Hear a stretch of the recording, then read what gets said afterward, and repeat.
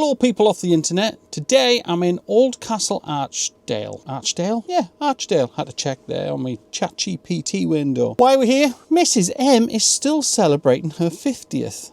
She's out with a friend of hers from work and she's in Lusty Beg, which is about 15 minutes up the road. We've been in Enniskillen all weekend. We went out for lunch. It was our 10th wedding anniversary yesterday, so rather than going out for dinner, we went out for lunch. Beat the crowds. I'm on the Manjaro. She's had the surgery, gastric sleeve. We've basically started just eating starters. So she'll pick her favourite starter, I'll pick my favourite starter, and then we just eat from each other's little starter packs.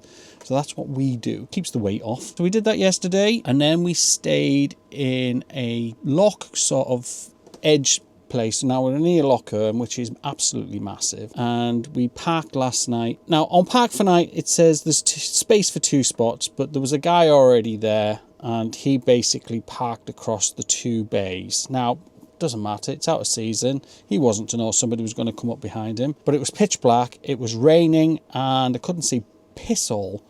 But anyway, I managed just to get right in front of him. I was literally about that far off his bumper, and I could see, well, our CCTV did kick off, which I will do a video about the CCTV we have on the van. It's all solar panelled, solar powered. On my cameras at 11:30, going out with a torch thinking, what the hell? Because there was no way he was going to be able to back out because of just the angles that were involved. He'd need to get off his ramps and all that sort of stuff and wiggle away his way out.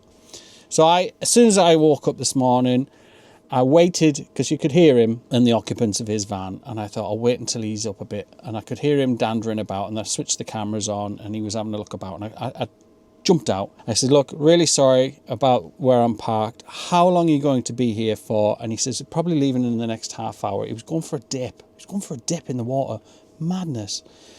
So I said, look, all right, that gives me time enough to get raided up, secure everything down, and then we'll get out of your way. If I'd have tried that last night, definitely would have damaged the vehicle. There was just no visibility. It was pure black last night with the rain bouncing and everything. But thankfully, I managed to get it squeezed in and out, and away we went. And now we're here.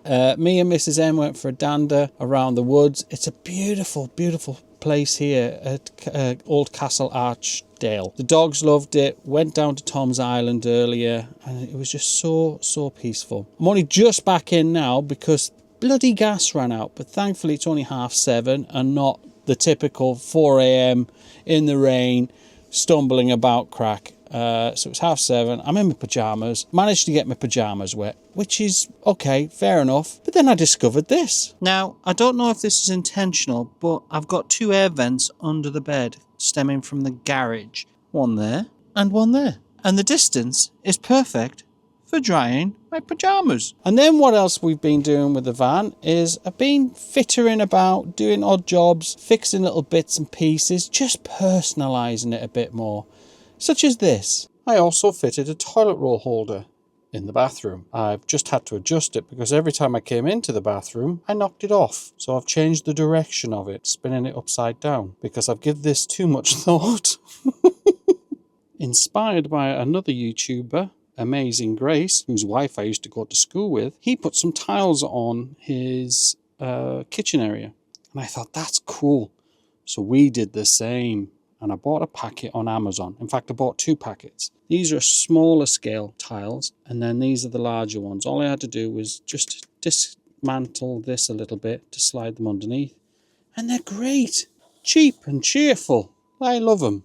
And it just really has separated the space between the bedroom and the living room. So it just sort of, all the walls are the same colour. You know how easy it is for these motorhome builders just to panel the walls. Well, I wanted something a little bit different, and when I seen your man's post, I just thought that's just genius. For the guts of 20 quid, we just retiled, stick-on tiled these onto the wall, and it was really simple to do, and it just fills me with joy. We've had these twinkly lights for a while. We bought this in Glasgow. In fact, tell a lie, we bought 2 of them in Glasgow. And they're running off, these lights are running off a USB, which I've already fitted when we bought the motorhome.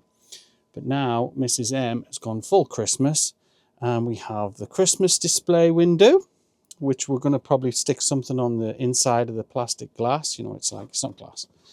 And then we just went full Christmas on the top shelf. So we've got our baubles, we've got ferns, we've got stuff, lots of Christmassy stuff. We've got personalization, got a D for Darren, which fell on my head today, and K for Kathy, which also matches our number plate and other bits and pieces in the D and K front as well. So this is what we've been up to this week. So I managed to get the drone out this afternoon. This is what it looks like around here. It is amazing looking. It's definitely worth putting on the map if you want to come down and check it out. We're not too far from Irvinstown if you are short of supplies and you need to nip out and get some bread and milk. But definitely make this a point on your journey plan if you're in the Enniskillen area. So when Mrs. M gets back tomorrow from Lustybeg getting pampered, we're probably just going to start heading north again in preparation for our next adventure next weekend, which will be in Tenerife, where I'll get to play with my new camera. And what did I buy? It's a big world out there. But it's the small things that matter most. Come on, let's go! Meet DJI Osmo Nano, our most portable camera ever. Equipped with a 1/1.3-inch sensor, Nano allows you to capture remarkable sharp images in vivid detail. I'm calling it my Christmas present. I don't care what anybody else says. I'm having it. This will pair up nicely with the DJI mics I already have and the camera that I'm filming this on right now, which is the DJI Pocket 3. I'm sure the 4 is coming out in the next couple of weeks, but sod it. This is a really, really good camera and I'm really happy with it. I just wanted something a little bit more inconspicuous, a little bit more flexible so that I could do some point of view filming, either stick it on a cap or stick it on my clothing and wander around. I tried to film inconspicuously a couple of weeks ago when I bought the sourdough and I just felt awkward. I'm just not really used to filming people without their say-so, so I did ask permission at the time. He felt a little bit awkward. I felt a little bit awkward. I just think if I have a little surreptitious vlogging camera that I'm wearing, it'll be less obvious. So that's why I bought the new Nano. It should be here on Wednesday, which is just in time because we're flying out on Friday morning at about 6 o'clock. But that's what I've been up to. I'd love to see what you've been up to. Leave a comment in the comment section before, and if you like this video, hit the like button and do remember to subscribe. And if you didn't like it, hit the like button twice. Thank you. See you in the next video. Bye.